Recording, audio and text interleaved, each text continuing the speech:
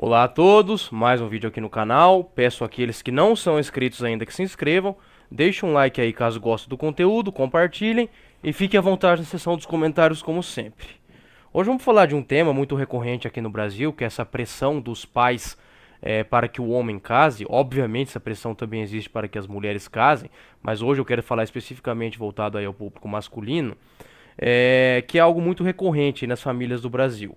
Eu, particularmente, nunca tive esse problema, eu levei sorte, porque eu acredito que seja maioria, ou pelo menos metade dos pais que em algum momento vão exercer uma pressão para que o filho vá atrás de casamento, de uma monogamia estável e constitua família.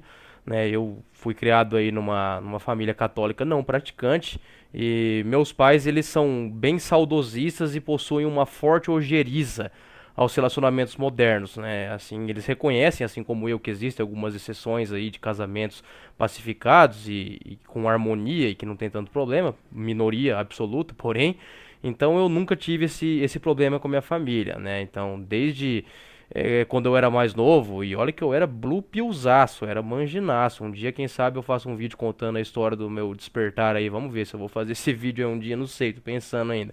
E mesmo na época no qual eu fui apaixonado pelas namoradas que eu tive, eu nunca pensei em casamento. Particularmente, eu nunca fui de ficar pensando em casamento, mesmo no auge aí da minha gadice e de quando eu era completamente apaixonado e tive algumas namoradas aí ao longo da vida. Mas casamento, matrimônio é algo que nunca passou pela minha cabeça, confesso. E, enfim, meus pais nunca tiveram problema nenhum de sair, de exercer algum tipo de pressão ou algo do tipo. Porém, reconheço que muitos e muitos, milhões e milhões de homens no Brasil têm esse problema, alguns por motivos religiosos, outros porque os pais projetam naquilo, no caso, às vezes os pais vão ter um casamento estável, querem ver isso para com a sua prole, enfim, né, os motivos são variados, só que a impressão que eu tenho, né, por isso que eu quero que vocês comentem também a impressão de vocês, como que são com os pais de vocês, por que que vocês acham que eles pensam de determinada maneira, só que o que eu vejo aqui no Brasil é muito uma influência aí católica e protestante, né, o cristianismo aqui no Brasil ele é muito forte,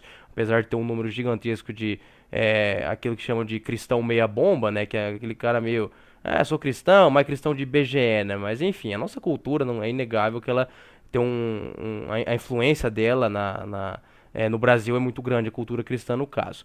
Eu tava conversando com o Coruja esses dias, uma madrugada aí, né? E a gente ficou umas 2 horas conversando.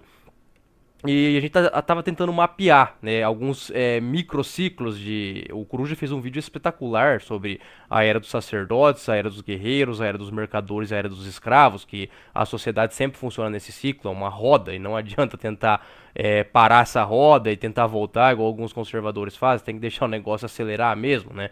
Não à toa que eu, Coruja e Epifania, como vocês sabem, somos canais aceleracionistas, de cunho aceleracionistas e fatalistas, e a gente, obviamente, hoje vive na era dos escravos, dos desejos imediatos, da dopamina, da busca do prazer instantâneo, né? Então, isso não é novidade pra ninguém. Então, só que daí o Coruja tinha falado um negócio muito interessante no vídeo dele, e aquilo ficou na minha cabeça uns dias, né? Que a biologia ela influencia muito mais. É algo que eu já sabia, porém ele explicou de uma maneira muito boa, né? É algo que é óbvio para todo mundo, exceto para alguns lacradores aí que pensam que é o contrário, né? A biologia exerce muito mais influência na cultura do que a cultura na biologia, né?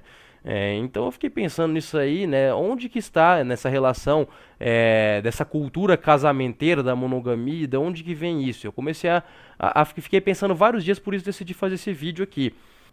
E eu fiquei pensando qual que seria o marco zero, né, a premissa inicial da biologia por trás do casamento. E porque as pessoas, o casamento, por mais que as pessoas ainda falam muito mal do casamento hoje, mesmo as pessoas casadas, falam da chuva de divórcio que tem, enfim, dos casamentos aí infelizes, que não separam por conta de problemas financeiros ou por causa de filho, mas enfim, o casamento ainda ele causa muita comoção na sociedade brasileira. E essa premissa biológica inicial, obviamente, é a de que o homem deve ter uma mulher e vice-versa para que possam fecundar, né? E a razão maior da vida da biologia, no caso, seria a reprodução. Ok, até aí, biologia básica, novidade para ninguém. Mas aí você começa a ver onde que isso vai parar e começa a tentar mapear como que esse tipo de instituição, esse tipo de configuração, na verdade, familiar, né, é a mais desejada aí pela maioria das pessoas, né? De que de fato é a mais funcional. Existem argumentos muito sólidos, né? Que mostram que de fato, e eu acredito nisso, sim, isso é uma coisa óbvia, né? Não é uma questão de crença, de opinião, né? Que mostra ao longo daí dos últimos 2, 3 milênios, sobretudo aí na era cristã, que você tem um pai e uma mãe educando um filho, né? Obviamente é muito melhor para a criança do que ela ser criada com uma mãe solteira, só um pai solteiro. Então, assim, para essa questão de criação dos filhos, isso sim, isso sem sombra de dúvidas é algo extremamente benéfico. Só que aí você começa a olhar os números, né? E isso que é o problema que muitos pais, né? Assim como eu e a maioria dos ouvintes aqui vão ter pais da geração X ou da geração Boomer, né? Vai ter um ou outro pessoal mais velho que vão ser filhos de Silent, mas é minoria. A esmagadora maioria aqui é filho de Boomer ou geração X. Acaba que essas pessoas elas não têm muito eles são muito atemporais, vamos dizer assim. Eles não se atualizaram. Tanto que nos canais mais Black Pill dos Estados Unidos e da Inglaterra, todo mundo fica zoando os boomers lá, os boomers ficam mandando os outros casar, mas esses boomers que são casados aí há 30, 40 anos e tem casa grande, casa na praia, família bonita, esses caras hoje aí, na era dos aplicativos, dos divórcios aí, das redes sociais, esses caras estavam mortos, nunca quer ter a namoradinha de colégio dele desde sempre, que foi um casamento aí feliz. Então as pessoas, aqui no Brasil as pessoas são muito ruins em observar causa e efeito, assim, é de uma brutalidade a burrice do brasileiro em perceber causa e efeito das coisas que eu fico pasmo. As pessoas, elas têm muita dificuldade de fazer sinapse simples, elas não olham para os números, né? Então, assim, quando você aborda essa questão, já vi algum pessoal aqui no canal falar, tentei explicar para meus pais a questão do divórcio, das leis, etc, né? Mas mesmo assim, o cara é teimoso, minha mãe é muito evangélica, não pensa diferente, etc. Porque, assim, por mais que eu não goste de ficar saindo sempre em defesa da racionalidade dos números e da estatística e da matemática sempre, para algumas coisas são muito escancaradas. Então, a partir do momento que você ignora que hoje praticamente 35 a 40% dos casamentos dão divórcio em menos de 10 anos, você está ignorando um dado muito crasso. Nós não estamos falando de 3,5 a 4%, é 35 a 40%, né? Então, assim, tem regiões do Brasil de cada 10 casamentos, 4 vão ser dilacerados aí ao longo de menos de 10 anos.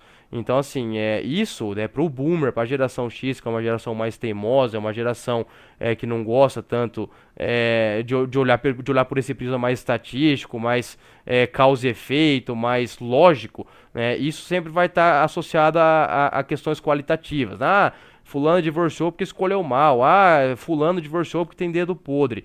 Então, assim, não é uma maneira muito inteligente de você analisar o problema assim.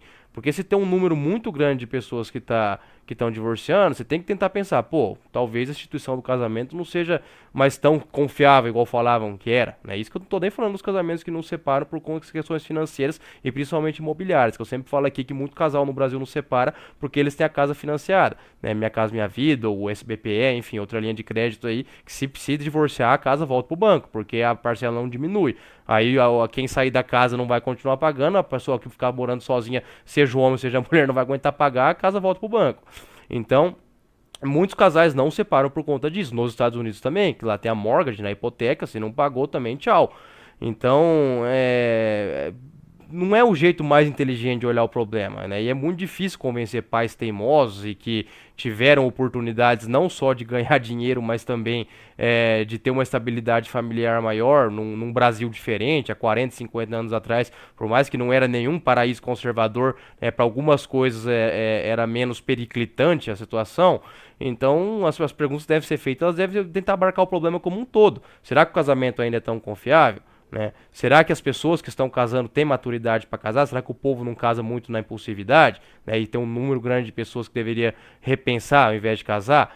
Então, assim, são questões que as pessoas não fazem, porque na cabeça do pai e da mãe, por uma questão protetiva, enfim, até ancestral, o filho sempre vai se dar bem, entendeu? E o pai, tem muito pai e mãe super protetor aqui no Brasil, e que vai querer sempre que o homem arrume uma mulher e case, tenha filhos, etc. E aí quando divorcia, os dois ficam igual barata tonta, né? Fica igual barata tonta. E assim, os pais boomers da geração X do Brasil também, eles são muito diferentes aí da geração dos nossos avós e bisavós, geração Silent e anteriores, porque eles já são uma geração mais um pouco mais mangina, um pouco mais que faz tudo envolve bem ginocêntrica. Então acaba que isso prejudica muito também. O Epifania fez um vídeo muito bom essa semana falando que no Rio de Janeiro, né, muito das Red Pill vem das próprias mulheres. Quem dá esculacho no filho, no irmão que tá lá se ferrando com alguma mulher, é a mãe, é a tia, a avó, a irmã do sujeito, né? Porque os homens cariocas, quando o cara tá. Isso é um elefante na sala que nós temos aqui na nossa comunidade, na machosfera, tá? O Epifania é um dos poucos que tá expondo esse elefante na sala, que é essa questão aí de que ninguém liga pra sentimento de homem nenhum. Se você tá mal por conta de um divórcio, de um término, no seu trabalho e tudo mais, os homens são muito ruins de aconselhar uns aos outros, principalmente os homens blue pill. O cara fala, vai pra zona, vamos tomar uma, ou seja, sempre naquela, é por isso que nós vivemos nas eras dos escravos. O coruja, ele tá cuidando desses elefantes da sala aí, da ovulação oculta, e alguns assuntos mais dark por conta da biologia aí, feminina. Porém, você acaba identificando perfeitamente que de fato nós estamos na era dos escravos. Isso no Ocidente como um todo, tá? Não só no Brasil. Então acaba que tem muito homem sem rumo, né? Muito homem sem rumo aqui no Brasil e que está sendo condicionado, né? Por comportamento muitas vezes religioso, por comportamento de pais superprotetores, de pais que tem o problema da atemporalidade que eu citei, de achar que os relacionamentos em 1987 é igual em 2022, né? Então assim, eu vou um vídeo um pouco mais curto aí hoje, uma pequena reflexão aí, um insight, né? Para quero que vocês comentem aí a opinião de vocês, né, como que é a relação dos pais de vocês como que vocês veem na família de vocês, como que vocês enxergam essa questão da pressão dos pais para que o sujeito case, né, como que a maioria desse pessoal aí de 50, 60 anos, 70, 45, enfim, geração X e boomers, como que eles têm dificuldade de enxergar o real problema da coisa, né, e de relativizar divórcios, histórias trágicas, né? Então assim, isso acontece muito, tá? Muito pai, muita mãe trata com uma certa indiferença, com uma certa, com a próxima vai dar certo, e o cara tá lá dilacerado, tá? Não só financeiramente, mas emocionalmente também. Então, assim, é um problema muito grave isso aí, né? Então, e não vejo como tentar algo já com esse pessoal boomer tendo mais passado do que futuro, que eles possam mudar de opinião com isso aí, tá? Então, fica a reflexão de hoje aí, comentem aí, um forte abraço a todos.